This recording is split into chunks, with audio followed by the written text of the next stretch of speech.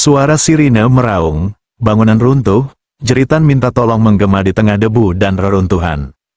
Di saat semua orang lari menyelamatkan diri, seorang TKI asal Jawa Barat justru berlari ke arah bahaya, bukan karena nekat, tapi karena ia ingin menyelamatkan satu-satunya orang yang sudah ia anggap seperti keluarga, majikannya sendiri, seorang janda kaya raya di Rusia. Gempa bumi berkekuatan 8,7 mengguncang Rusia. Dalam hitungan detik, kehidupan berubah. Tapi dari puing-puing kehancuran itu, lahir sebuah kisah keberanian, keikhlasan dan mungkin, takdir yang tak pernah mereka bayangkan.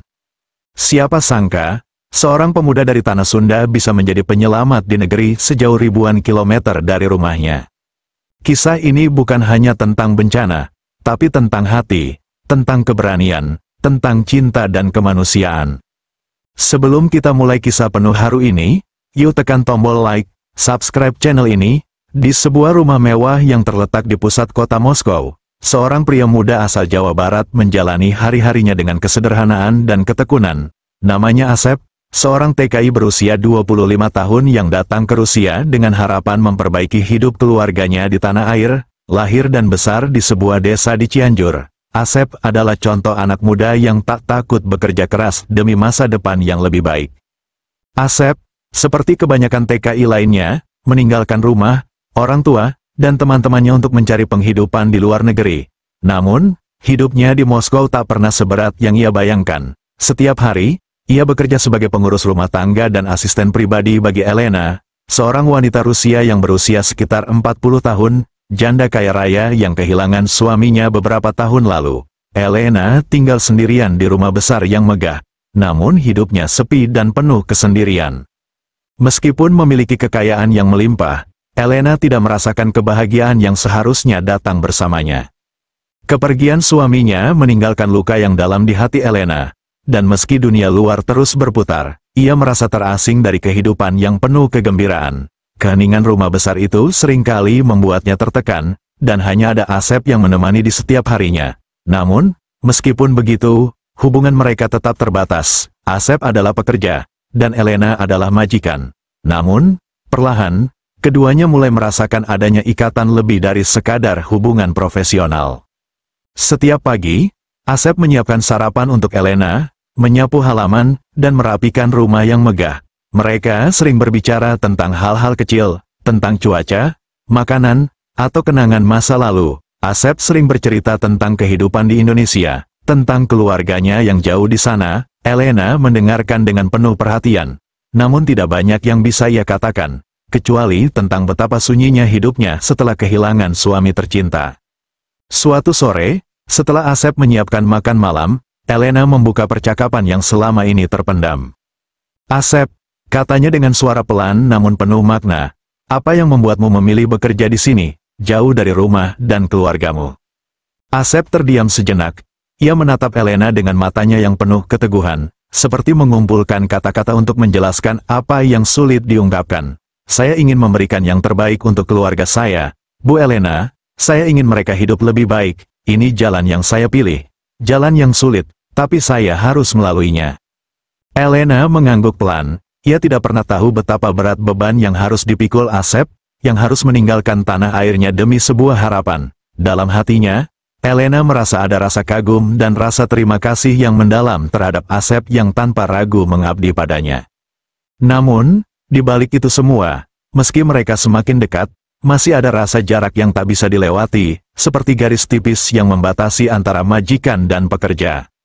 Malam itu, saat Elena tertidur dengan tenang, Asep berdiri di jendela besar kamar kerjanya. Ia memandangi kota Moskow yang jauh di bawah, dipenuhi lampu-lampu yang gemerlapan. Di tengah keramaian kota yang tidak pernah tidur, ia merasa kesepian. Terpikir dalam benaknya, apakah keputusan ini sudah benar? Apakah ia benar-benar bisa mengubah nasib keluarganya dengan meninggalkan segala yang ia kenal?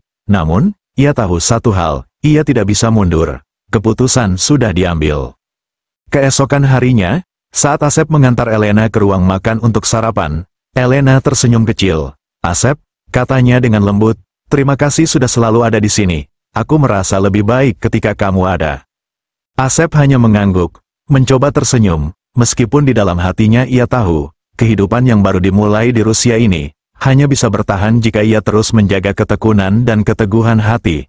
Namun, tak ada yang bisa mempersiapkannya untuk apa yang akan terjadi.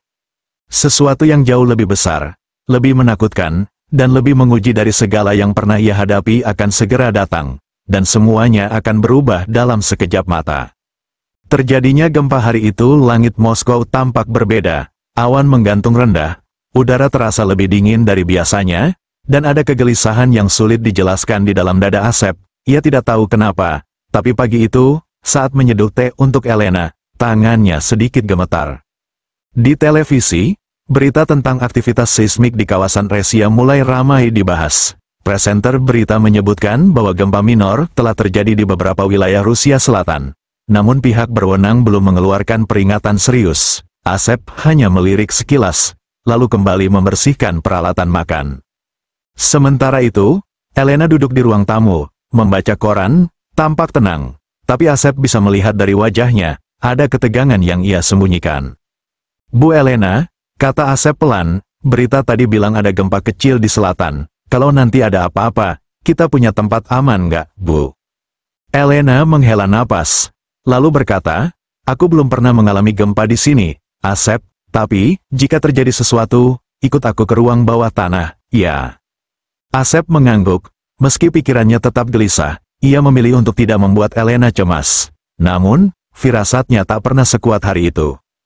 Pagi hari, pukul 11.24 menit. Asep sedang menyiram bunga di balkon lantai 2, sementara Elena bersiap mandi. Tiba-tiba, bumi berguncang. Getarannya kecil, awalnya, seperti tremor ringan yang biasa, tapi hanya dalam beberapa detik, getaran itu berubah menjadi guncangan hebat yang menghentakkan bangunan. Bu Elena, Asep berteriak, menjatuhkan ember di tangannya, lantai bergoyang keras, kaca jendela pecah, dan suara retakan mulai terdengar dari dinding. Dalam hitungan detik, Moskow dilanda gempa bumi terbesar dalam sejarahnya, berkekuatan 8,7 skala Richter.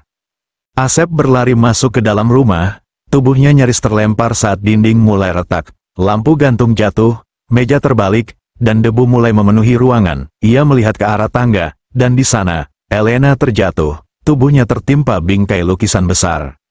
Asep, tolong, suara Elena terdengar lemah di tengah kepanikan. Asep tak pikir panjang, ia melompat melewati puing-puing, menyeret tubuh Elena, dan mencoba mengangkat lukisan berat itu. Tangannya berdarah karena pecahan kaca, tapi ia terus berjuang, bukan karena perintah, tapi karena hatinya tak sanggup melihat wanita itu hancur tertimbun sendirian.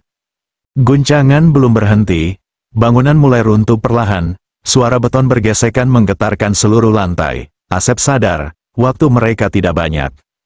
Dengan tenaga yang hampir habis, Asep menarik Elena ke bawah meja besar di ruang tamu. Lantai di belakang mereka roboh sesaat kemudian. Mereka hanya selangkah dari maut. Kita harus ke ruang bawah tanah, gumam Elena lemah. Asep mengangguk cepat, saya bawa ibu ke sana sekarang. Ia memapa Elena, yang kakinya terluka dan tak bisa berjalan. Butuh waktu panjang bagi mereka untuk melewati lorong rumah yang kini seperti neraka, gelap, penuh asap dan reruntuhan. Tapi akhirnya, setelah nyaris terjatuh 2 kali, mereka berhasil sampai di pintu besi menuju ruang bawah tanah. Begitu masuk dan menguncinya, mereka terjatuh di lantai, gelap, hening, dan hanya suara napas berat yang terdengar di antara debu dan detak jantung yang tak beraturan. Beberapa menit kemudian, gempa utama mereda. Namun, bukan ketenangan yang datang, melainkan ketakutan. Gempa susulan bisa datang kapan saja. Komunikasi terputus. Kota dilanda kepanikan. Dan mereka berdua, sekarang terjebak di bawah tanah, hanya dengan beberapa botol air, sedikit makanan kering, dan harapan yang mulai menipis. Elena menatap Asep dengan mata merah dan napas lemah. Kamu menyelamatkanku, Asep. Asep duduk di sampingnya, mencoba tersenyum meski tubuhnya penuh luka. Bukan saya yang hebat, Bu, mungkin Allah masih kasih kita waktu. Namun, jauh di dalam hati Asep tahu, apapun yang terjadi mulai saat ini, hidup mereka tidak akan pernah sama lagi. Cahaya dari senter ponsel Asep mulai redup. Di ruang bawah tanah itu, udara semakin pengap dan sunyi, hanya terdengar napas berat Elena yang tertidur tak tenang, dan suara runtuhan kecil yang masih terjadi di kejauhan. Asep duduk di sampingnya, punggungnya bersandar pada dinding beton dingin, tubuhnya penuh luka, namun matanya tak tertutup barang satu detik pun. Ia tak bisa tidur, bukan karena rasa sakit, tapi karena rasa takut. Takut Elena tak bangun lagi, takut gempa susulan datang dan tak memberi mereka kesempatan kedua. Dan di balik semua itu, ada kekhawatiran yang tak pernah ia rasakan sebelumnya. Ia takut kehilangan seseorang yang selama ini hanya disebutnya majikan. Elena menggeliat pelan, lalu membuka matanya, wajahnya pucat, bibirnya kering. Tapi ia tersenyum kecil ketika melihat Asep masih di sana, duduk menjaganya tanpa berpaling. "Asep," bisiknya lemah, "kamu belum tidur?" Asep menggeleng, memaksakan senyum. "Belum, Bu, nanti saja, saya jagain dulu." "Kenapa kamu nggak lari waktu itu?" Elena bertanya pelan, suara parau tapi jujur. "Kamu bisa selamat, kamu bisa tinggalkan aku." Asep terdiam. Ia menatap wajah Elena yang kini lebih manusiawi dari sebelumnya, bukan sebagai sosok kaya yang berwibawa, tapi sebagai wanita rapuh yang tengah bergelut antara hidup dan mati. "Saya nggak bisa, Bu, saya nggak tega, selama ini Ibu baik sama saya cuma balas sedikit." Air mata Elena jatuh, perlahan, diam-diam, bukan karena sakit, tapi karena hati yang disentuh oleh keikhlasan yang tak pernah ia temui dalam hidupnya. "Kalau kamu tidak datang waktu itu, aku pasti sudah mati." Asep memalingkan wajah, menahan haru. Ia tak ingin terlihat lemah, tapi di balik dinding batinnya, ia tahu, ada sesuatu dalam dirinya yang berubah, bukan hanya soal kewajiban sebagai pekerja, tapi karena rasa yang belum pernah ia beri nama. Beberapa jam berlalu, senter mati. Gelap menyelimuti seluruh ruang. Tak ada suara, tak ada cahaya.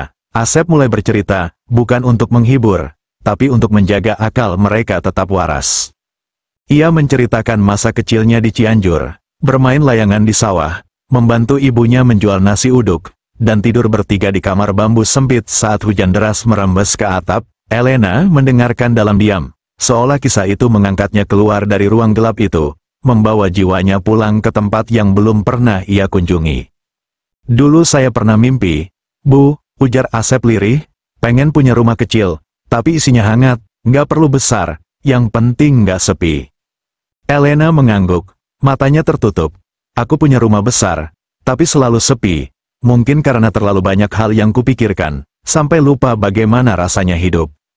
Beberapa kali, suara dari luar terdengar. Suara-suara samar, seruan, hentakan alat berat, dan sesekali getaran tanah. Asep berdiri dan menempelkan telinga ke dinding. Matanya berbinar. "Sepertinya ada orang di atas, Bu." Ia mengguncang pintu besi, memukul dengan sepatunya, berteriak dalam bahasa Rusia seadanya. "Ada orang di sini. Tolong, kami di bawah." Tak lama kemudian, langkah kaki mendekat. Suara-suara menjadi lebih jelas. Cahaya menembus celah pintu baja. Suara mesin pemotong logam menggeram. Dan akhirnya, pintu itu terbuka.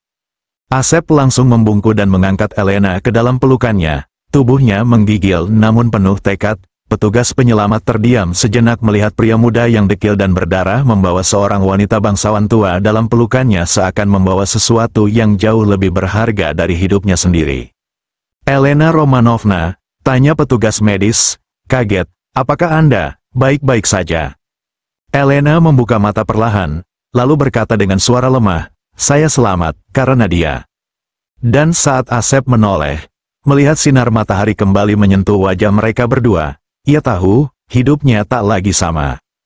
Bukan karena uang, bukan karena status, tapi karena ia telah memilih untuk bertahan, dan karena hati yang tulus, di tengah kehancuran, adalah cahaya paling terang yang bisa ditemukan siapapun.